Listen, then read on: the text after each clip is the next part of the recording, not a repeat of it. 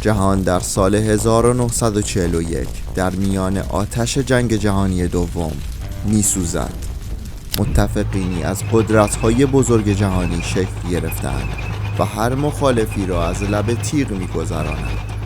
اما در دل این آشوب ایران، کشوری که هنوز زخمی از انقلاب‌های داخلی و بازی‌های قدرت بوده، در آستانه تحولی شگرف قرار دارد. رضا شاه پهلوی، رهبری که با اراده پولادین ایران را از خاکستر به سوی مدرنیته هدایت کرده بود، اکنون در برابر انتخابی سرنوشت ساز ایستاده بود: تسلیم شدن به خواسته های متفقین یا ایستادن تا پای جان. تا پایان این ویدیو همراه من باشید تا با استفاده از منابعی که در تصویر مشاهده می کنید ببینیم رضا شاه قافیه قدرت را به آنها باخت یا در برابر نیروهای متفقین ایستادگی کرد.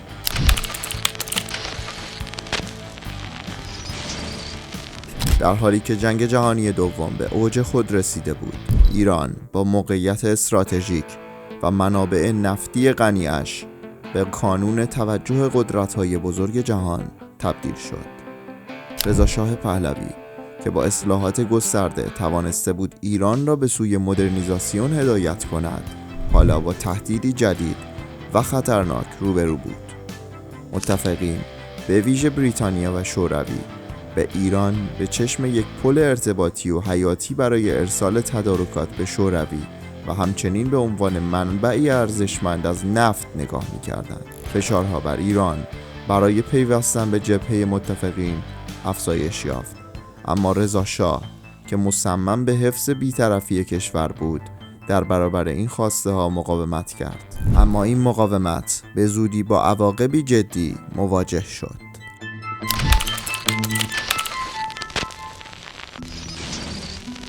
زمانی که جنگ جهانی دوم به مرحله حیاتی رسیده بود، بریتانیا و شوروی تصمیم گرفتند ایران را اشغال کنند.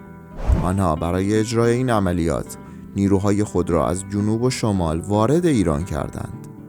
این حمله به سرعت و بدون هیچ گونه اعلام جنگ رسمی آغاز شد.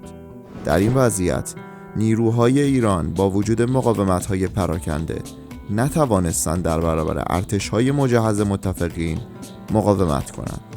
اما قبل از پرداختن به ادامه بحث، ویدیو رو لایک کنید.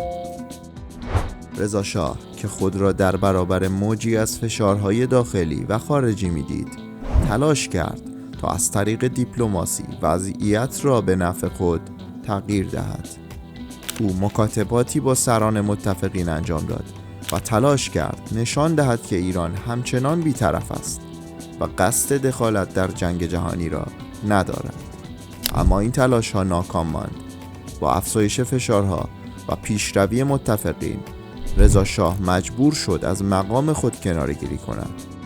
در 16 سپتامبر 1941 او رسما از سلطنت کناره گرفت و به تبعید رفت. رضا شاه ابتدا به اصفهان، سپس به بندرعباس و در نهایت به جزیره موریس در اقیانوس هند تبعید شد. از آنجا به جوهانسبورگ در آفریقای جنوبی منتقل شد و تا پایان عمرش در سال 1944 در تبعید باقی ماند. سقوط رضا شاه نقطه عطفی در تاریخ ایران بود، چرا که نه تنها پایان دوران پادشاهی او را رقم زد، بلکه به آغاز دوران جدیدی برای ایران منجر شد.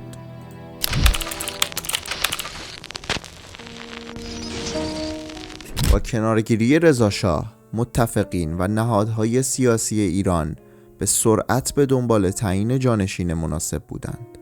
محمد رضا پهلوی، پسر 22 ساله رضا شاه، به عنوان شاه جدید ایران انتخاب شد. این انتقال قدرت به دلیل وضعیت بحرانی کشور و حضور نیروهای متفقین به ویژه تحت نظارت بریتانیا و شوروی بسیار حساس بود. در روزهای پس از کناره‌گیری رضا شاه، محمد رضا شاه پهلوی به عنوان ولیعهد و سپس شاه ایران به سرعت تحت آموزش‌های ویژه‌ای قرار گرفت و با مشاوران خارجی و داخلی برای مدیریت کشور در شرایط جدید مشورت کرد. متفقین به ویژه بریتانیا که از نزدیک وضعیت ایران را زیر نظر داشتند، نقش مهمی در تثبیت محمد رضا پهلوی بر تخت سلطنت داشتند و برای تضمین کنترل خود بر ایران از او خواستند تا به سیاست‌های داخلی و خارجی خود توجه ویژه‌ای داشته باشد. محمد رضا شاه که با شرایط پیچیده و بحران‌های اقتصادی و سیاسی روبرو بود، چندین اقدام کلیدی برای بهبود کشور انجام داد. او با تمرکز بر بازسازی اقتصاد، به توسعه زیرساخت‌های صنعتی و استفاده بهینه از منابع نفتی کشور پرداخت. بهبود شرایط اقتصادی کشور از جمله تقویت صنایع و ایجاد مشاغل جدید در اولویت برنامه‌های او بود. محمد رضا شاه روابط نزدیکی با قدرت‌های جهانی مانند بریتانیا و ایالات متحده برقرار کرد.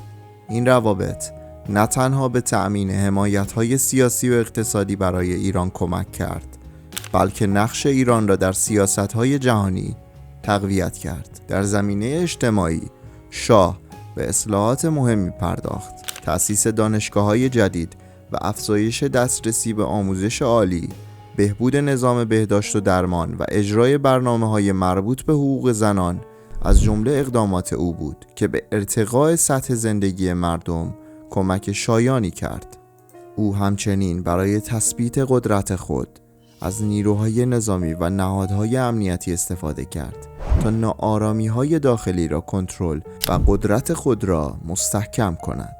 همچنین او به برنامه‌های مدرنیزاسیون ادامه داد و به توسعه زیرساخت‌های حمل و نقل از جمله جاده‌ها و راه آهن و فناوری‌های جدید پرداخت. این اقدامات به رشد اقتصادی و بهبود کیفیت زندگی مردم در ایران کمک کرد و با انجام این موارد توانست پایه‌های سلطنت خود را مستحکم کند. با توجه به شرایط دشوار آن زمان، آیا فکر می‌کنید که محمد رضا شاه توانست به خوبی کشور را از وضعیت بحرانی خارج کرده و آن را به سمت ثبات هدایت کند؟ نظر خود را در کامنت ها با من در میان بگذارید.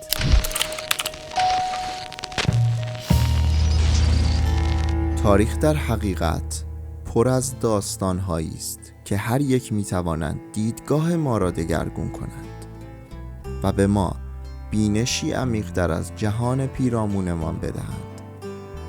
وقایع بزرگ مانند سقوط یک شاه و ظهور دیگری تنها رشته‌ای از اتفاقات نیستند، بلکه مجموعه‌ای از درس‌های ارزشمند هستند که می‌توانیم از آنها بیاموزیم. این درس‌ها نه تنها ما را با تحولات گذشته آشنا می‌کنند، بلکه به ما کمک می‌کنند تا درک بهتری از روند تغییرات اجتماعی، سیاسی و اقتصادی داشته باشیم. اگر کنجکاوید که بیشتر در این مسیر کاوش کنید و زوایای جدیدی را از تاریخ بشناسید، در کانال تاریخ کست همراه من باشید.